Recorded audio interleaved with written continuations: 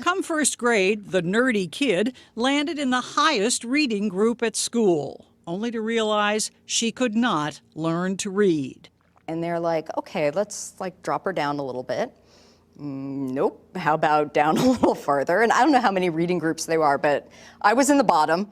Determined that her smart child not fail, Drennan's mother did research, found a specialist, and got the diagnosis: severe dyslexia.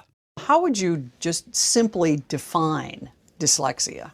Dyslexia is an unexpected difficulty in reading in an individual who has the intelligence to read at a much higher level. In 1983, they began tracking the reading of more than 400 kindergartners, picked at random. They're still tracking them today. And what we found was that 1 in 5 were dyslexic. 1 in 5? 1 in 5. I would have thought maybe 1 in 20. Well, that's what the dogma was. But now it's clear that it is very common. But perhaps their most important finding, there is no link at all between dyslexia and intelligence. The biggest misunderstanding is that people who read slowly aren't smart.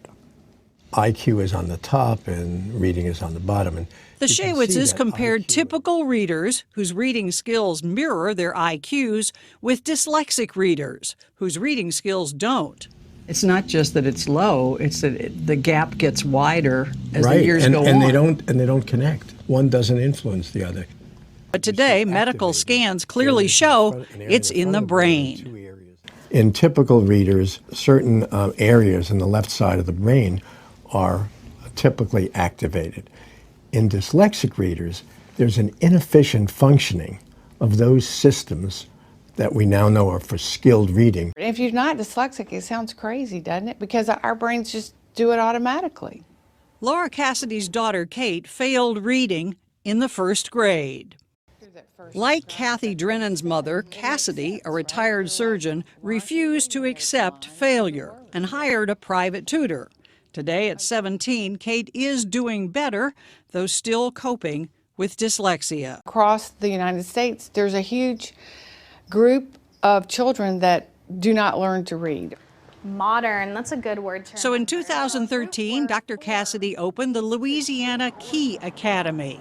If you're dyslexic and your family doesn't have money, it doesn't mean that you shouldn't get what you need. If I were to walk into a classroom here, what, if anything, would be different? We start in the early years with teaching them how to pull the words apart, the decoding part. Did anybody like reading before they came here? No. That was my worst nightmare. Your worst nightmare was reading?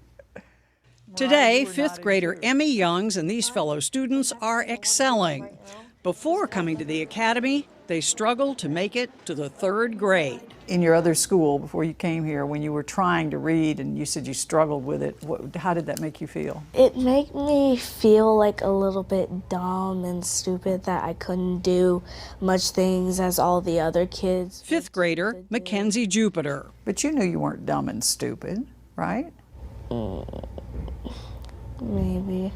So absent a school like this, what happens to these kids? There's diminished high school graduation, diminished entry into college and college graduation, and we know that there's the number of people with dyslexia that are incarcerated. A fact that led Dr. Cassidy to this Louisiana maximum security prison.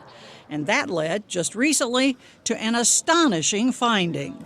Of the prisoners that we screened and tested, we found that over 50% had dyslexia. Over 50%? Over 50%. So more than half? More than half. Her numbers are very similar to those of an earlier prison study in Texas. If your self-esteem is battered and you're not really learning and you have an option to go on the streets, you go to the streets. 21-year-old Jonathan Wilson is one of the inmates in Dr. Cassidy's study. He has dyslexia, but until now, no one knew it. What was it like when you were first learning to read, when you were a little kid? It was real slow. It was real hard for me to understand the words. Wilson, a first-time offender, is serving a 12-year sentence. Did you finish high school? No. And what happened? I got charged with armed robbery. You got charged with armed robbery, and you got convicted of armed robbery. Yes. So here we are. Yeah, so here we are. What do you say to people who might say, you know, why should I care about dyslexia in prisons? It's a life. Why wouldn't you want to help the life? And then if we want to reduce recidivism, you can do that if you identify them as dyslexic and give them the tools that they need. A small first step, the prison reform bill passed last year with a big push from Laura Cassidy's husband, Bill Cassidy, who just happens to be a U.S. Senator from Louisiana. The law calls for dyslexia screening in prisons. How are we as society doing in terms of dealing with this problem? Terrible. We should be screening for dyslexia at the end of kindergarten. Perhaps because you were with someone. I mean, at this point in time, reading and writing are still necessary prerequisites to success in life. Right, good. The teachers here help you decode words. And you're better able to crack the code than you were before? Ma'am.